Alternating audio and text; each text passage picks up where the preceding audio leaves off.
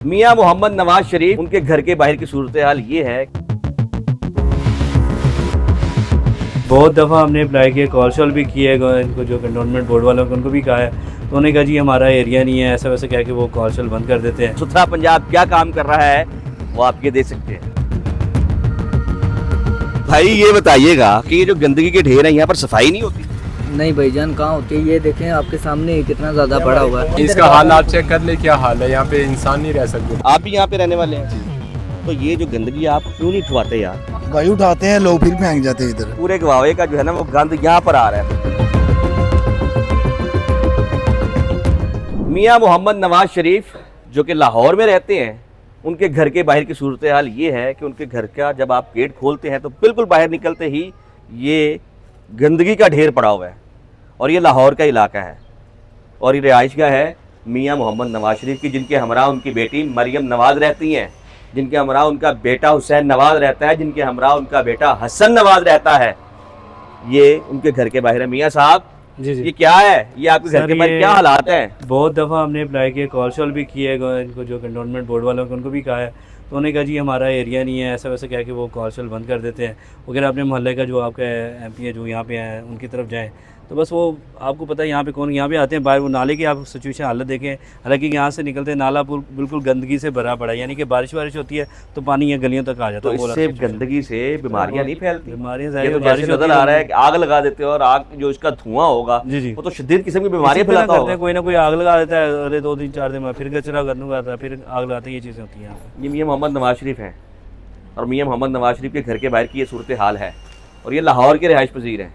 लाहौर के इलाके में जहाँ बताया जा रहा है कि इसको पेरिस बनाया जाएगा, पंजाब पूरे को। पेरिस छोड़ो, इसको लाहौर ही रहने दें और वैसा लाहौर बना दे जो गंदगी से पाक हो, बीमारियों से पाक हो। ये लाहौर जो है ये हमारे बच्चों को तबाह कर देगा, ये उनको बीमार कर देगा। ये सिर्फ मियां मोहम्मद नवाज शरीफ के घर के बाहर के हालात हैं। तो हम आगे भी इनका इलाका दिखाते हैं आपको, इनके इलाके में क्या सूरत हाल चल रही है। पंजाब में जहाँ पर सुथरा पंजाब काम कर रहा है, और सुथरा पंजाब क्या काम कर रहा है वो आप ये देख सकते हैं। गुहावा का इलाका ये, जहाँ पर DHA फेज़ 8 बिल्कुल इसके साथ जो इसकी बाउंड्री लगती है, और यहाँ पर ये लोग, जहाँ पर इंसानों की बस्ती है, वहाँ पर ये सूरत हाल है। वहाँ पर ये कूड़ा क्रिकेट है, गंदगी के ढेर है, बच्चे यहाँ पर रहते हैं, इंसान यहाँ पर रहते हैं। आप देख सकते हैं ये जो गुजर रहे हैं ये कोई खलाई मखलूक नहीं है, इंसान रहते हैं और इंसानों की इस आबादी में यहाँ पर ये कूड़े की ये सूरत हाल है। पीछे नाला जो है वो गंदगी के साथ भरा पड़ा है, अगर आप देख सकते हैं अपनी स्क्रीन पर। और जो दावेदार है सुथरे पंजाब के, उनके नाम एक पैगाम है कि भाई ये क्या है, ये गंदगी जो है या इससे कोई केमिकल ईजाद करने वाले हैं आप, गैस बनाने वाले हैं, या कुछ करने वाले हैं तो वो बता दें। क्योंकि यहाँ से इंसान गुजर रहे हैं, गोबर पड़ा हुआ है, गंदगी के ढेर लगे हुए हैं और यहाँ से सफाई करने वाला शायद कोई नहीं है।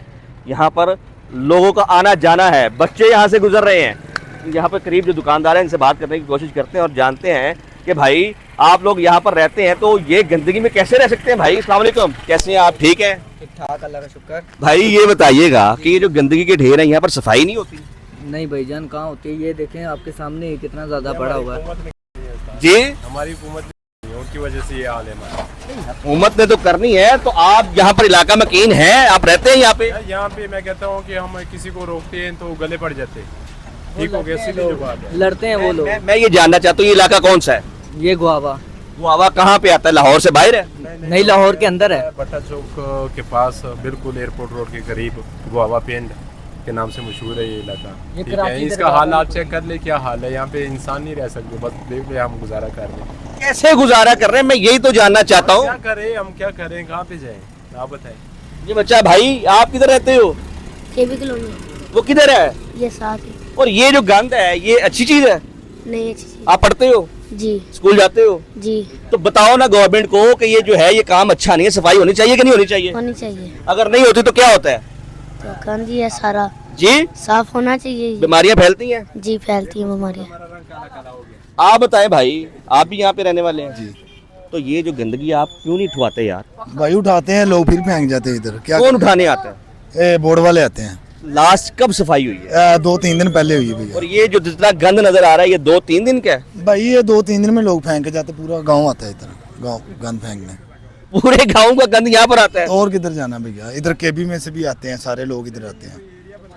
भाई ये सूरत हाल आप देखें कि पूरे गवावे का जो है ना वो गंद यहाँ पर आ रहा है और यहाँ पर वाक़तन वल्लाह हम इनसे बात कर रहे हैं, खलाई मखलूक नहीं है, ये इंसान है, इंसानों के बच्चे हैं और यहाँ पर इस गंदगी में रहते हैं। तो जब हम इनको कुछ दिखाते हैं ना, इनको आईना दिखाते हैं तो ये बुरा मान जाते हैं। इनको ये लगता है कि पता नहीं हमारा कोई ख़ास मकसद है। तो ये कौन करेगा?